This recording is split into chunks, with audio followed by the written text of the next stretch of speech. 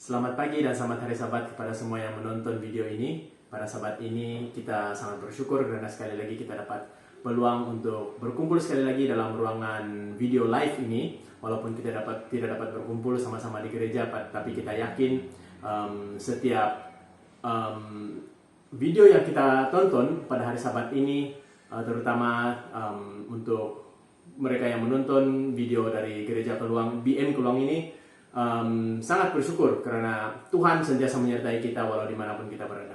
Baiklah, untuk doa pembuka saya menjemput si Suzana untuk doa pembuka. Mari kita berdoa. Mari saya pimpin kita dalam doa pembuka. Ya, mari berdoa. Saudara Bapa yang Kejam Surga, Tuhan terima kasih kerana Sabat ini kami dapat berbakti lagi dengan-Mu dan Sabat berbakti online ini. Tuhan, kiranya Roh Kudus-Mu berserta dengan setiap satu kami di mana jua agar kami dapat memahami apa yang akan disampaikan oleh pembicara kita pada Sabat ini. Dan ya, kami juga ingin mendoakan kepada mereka yang tidak sehat, Tuhan, agar disembuhkan, jiwa yang luka Engkau hiburkan, dan mereka yang masih mencari Engkau, Roh Kudus Engkau bekerja untuk menarik mereka, ya Tuhan. Tuhan, kami juga mohon perpuluhan dan persembahan yang kami berikan untuk Sabat ini diberkati oleh-Mu dan digunakan sesuai untuk pembangunan gereja-Mu, dan ya, dia digunakan untuk menjangkau jiwa-jiwa yang masih banyak di luar sana yang masih mencari kebenaran Tuhan. Dengan ini saya serahkan ruangan ini dalam nama Tuhan Yesus Kristus yang telah menjadi juru selamat kami. Amin. Terima kasih Sisu untuk layangan doa sebentar tadi. Pada masa ini mari kita bersama mendengar bambu instrumental Dalam Yesus Kita Bersaudara daripada gereja SD Keluang yang sudah dirakamkan sebelum ini. Terima kasih.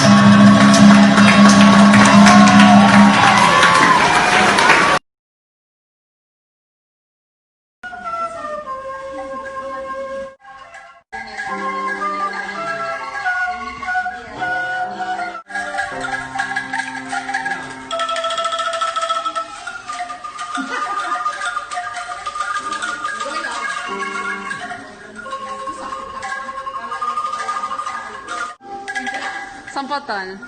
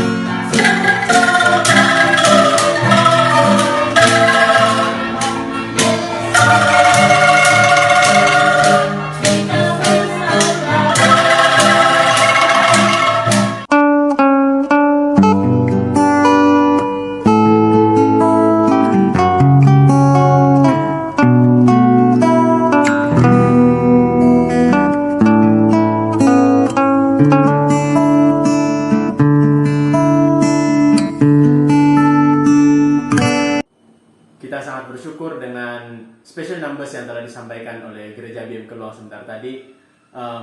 Selepas ini kita akan mendengar pembicara kita, yaitu Brother Johannes, dengan tajuknya Berbahagialah orang-orang miskin di hadapan Allah. Saya akan bacakan ayat intinya. Maka Yesus pun mulai berbicara dan mengajar mereka. Katanya, berbahagialah orang yang miskin di hadapan Allah, karena merekalah yang mempunyai kerajaan surga. Ayat ini terdapat dalam Matius 5 ayat 2 hingga 3. Terima kasih. Hai, selamat sahabat semua. Terima kasih kerana mengikuti kami dalam sahabat online ini. Oke, dalam sahabat ini khotbah ini diambil dalam Injil Matius 5 ayat 2 dan 3 yang berbunyi begini. Maka Yesus pun mulai berbicara dan mengajar mereka. Katanya, berbahagialah orang yang miskin di hadapan Allah, karena merekalah yang mempunyai kerajaan surga. Sebelum saya lanjutkan khotbah ini, mari kita berdoa.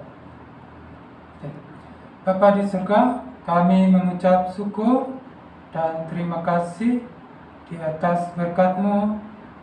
Kau memberikan kami kesehatan, keselamatan, dan juga kecukupan.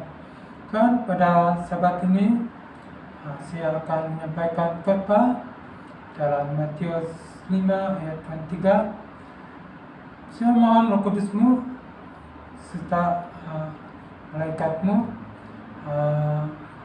bersama-sama kami mempelajari khotbah ini, supaya kami menjadi kuat, menjadi lebih memahami-Mu tentang kasih-Mu, Tuhan.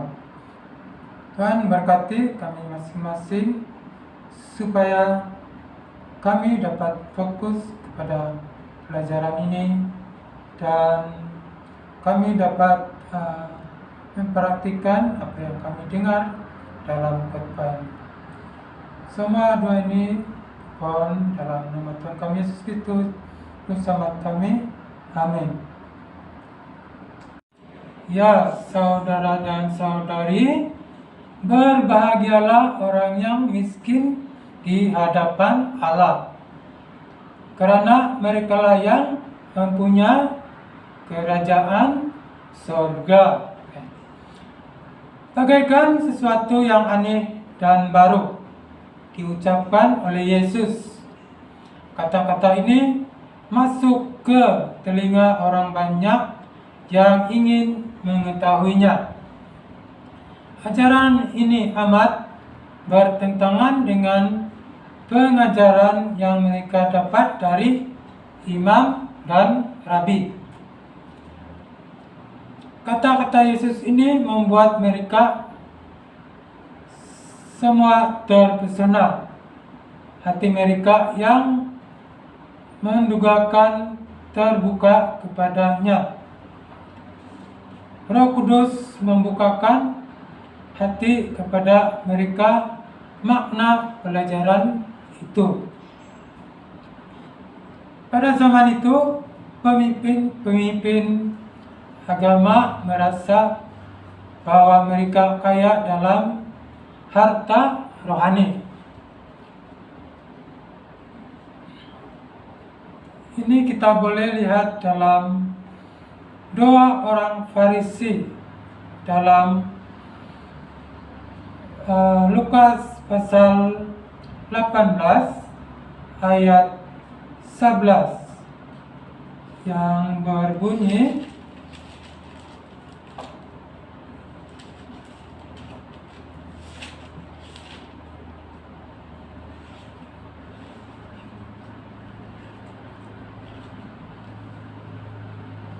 Lukas 18 ayat 11.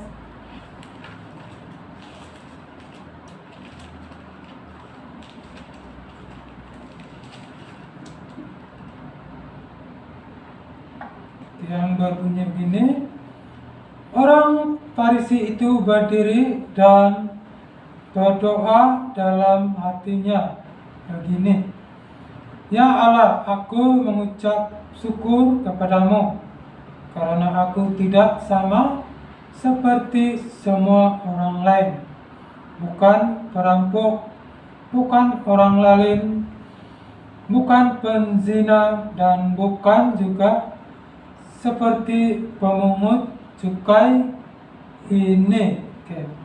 Nah, kalau kita dengar dalam ayat itu tadi, orang Farisi ini ada kesombongan dan juga meninggi diri.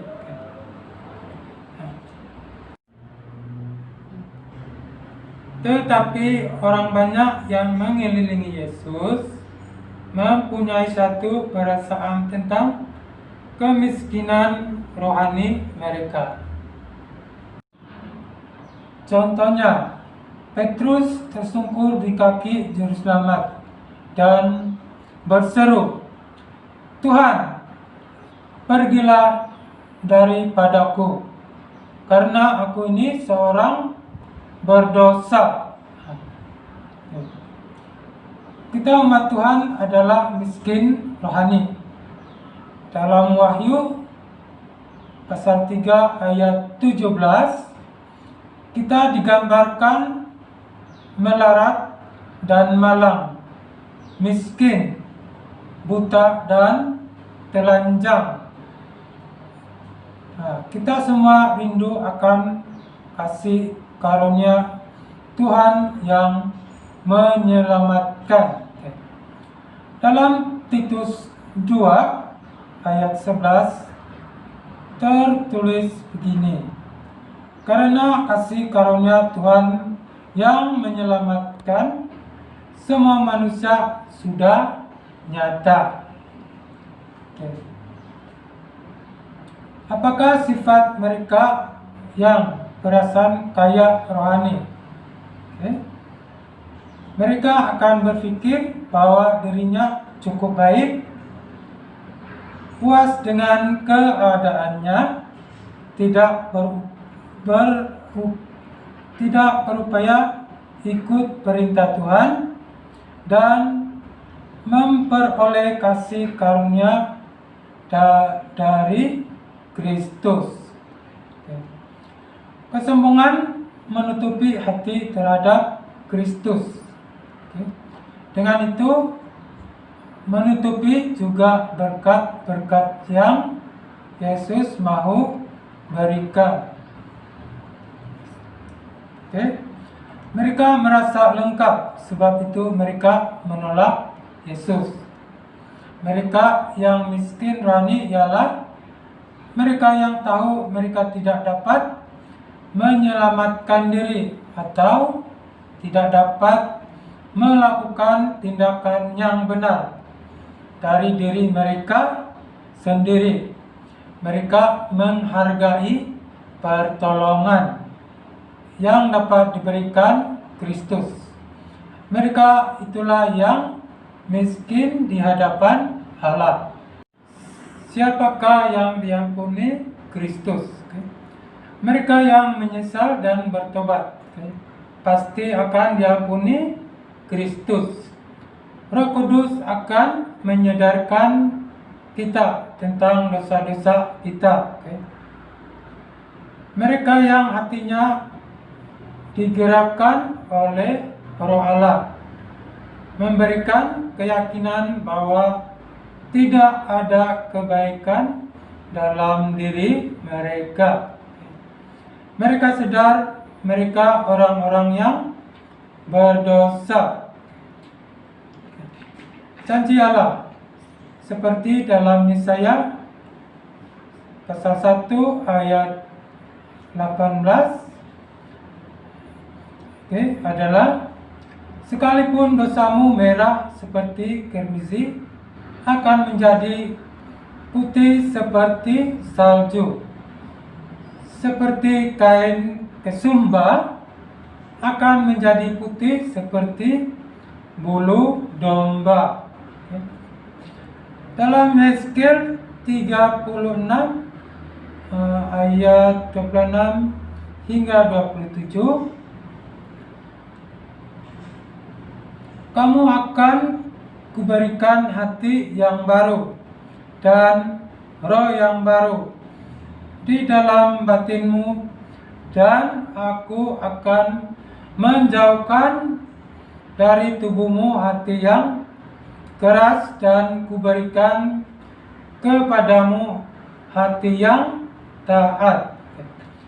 Mereka yang miskin di hadapan Allah, Yesus mengatakan mereka lah yang mempunyai kerajaan sorga. Kristus membukakan kepada manusia kerajaan rohani dari kasih, rahmat, dan kebenarannya. Rakyatnya adalah orang-orang yang miskin di hadapan Allah, rendah hati, dianiaya karena kebenaran. Kerajaan surga adalah milik mereka. Dalam Kolose pasal 1 ayat 12 yang berbunyi begini,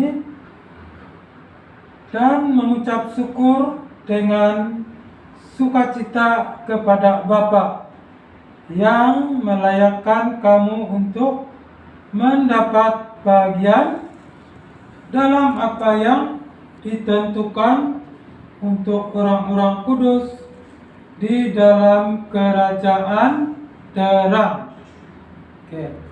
Kita mengucap syukur dengan sukacita kepada Bapa yang melayakkan kamu untuk mendapat bagian dalam apa yang ditentukan untuk orang-orang kudus di dalam kerajaan terang. Kita tidak layak untuk kasih Allah, tetapi Kristus memberi jaminan kita layak dan mampu menyelamatkan kita yang datang kepadanya. Seterusnya, untuk kepentingan kita, Yesus memohon ke hadapan Allah. Dia mengambil alih tempat orang berdosa. Dia mengadakan kita dengan jubah kebenarannya, jubah putih, yaitu tabiatnya. Alangkah bahagianya mendengar ucapan ini, saudara dan saudari. Seterusnya, Yesus mau menawarkan kepadamu untuk menukarkan kemiskinanmu dengan kekayaan kasih karunia-Nya. Dalam Matius pasal 11 ayat 28, marilah kepadaku semua yang letih, lesu, dan berbeban berat, aku akan memberi kelegaan kepadamu. Oke, terima kasih karena mendengar khotbah untuk sahabat ini. Semoga Tuhan memberkati kita semua. Amin. Terima kasih Brother John atas khotbah yang sangat membina sebentar tadi. Walaupun kita miskin di dunia, tetapi kita yakin harta kita di surga telah disediakan oleh Tuhan. Baiklah, sekarang mari kita bersama tunduk kepala dan kita minta si Susana untuk pimpin kita dalam doa penutup. Mari kita sama-sama berdoa. Berdoa dan saya pimpin dalam doa penutup. Pada Bapa Kerajaan Surga, Tuhan, terima kasih kerana Yesus telah datang ke dunia ini dan telah mati di kayu salib untuk memberikan kami keselamatan Tuhan. Terjadilah kehendak-Mu, datanglah kerajaan-Mu seperti mana bumi di syurga. Ya Tuhan, kami ini adalah manusia yang berdosa. Ampuni kesalahan kami, setiap satu kami. Dan ya, bagi kami yang rindu kepadamu, kami ingin menyerahkan segala beban kami di hadapan Yesus. Sebab kami tahu Yesuslah kekuatan kami. Kami pancangkan, kami letakkan masalah kami, kelemahan kami di salib Yesus. Dan biarlah Yesus mengangkat kami agar kami layak di hadapan Tuhan, dan kami dapat memakai jubah putih itu, memakai tabiat Tuhan, dan seterusnya kami dapat berhubung dengan Tuhan dan dilayakkan oleh Tuhan untuk masuk ke kerajaan terang, kerajaan syurga, kerajaan yang Engkau hendak berikan kepada kami. Ya, kami sangat berbahagia kerana kami ini miskin rohani. Engkau telah berjanji mereka yang miskin rohani adalah orang yang mempunyai kerajaan syurga. Tuhan, terima kasih sekali lagi kerana Yesus telah datang dan mati untuk kami, dan kami akhiri doa ini dalam nama Yesus Kristus. Amin. Terima kasih si Susana atas layangan doa sebentar tadi, dan sampai di sini saja acara kebaktian kita pada sabat ini. Marilah kita semua terus berdoa agar Tuhan menyertai kita dalam masa-masa yang sukar ini, terutama diselubungi dengan wabah COVID-19. Kita percaya dengan bimbingan Tuhan, kita semua akan terus kuat walau di mana juga kita berada. Baiklah, dengan itu saya akhiri kebaktian kedua kita ini. Terima kasih kerana sudah bersama dengan kami. Tuhan memberkati kita semua. Terima kasih.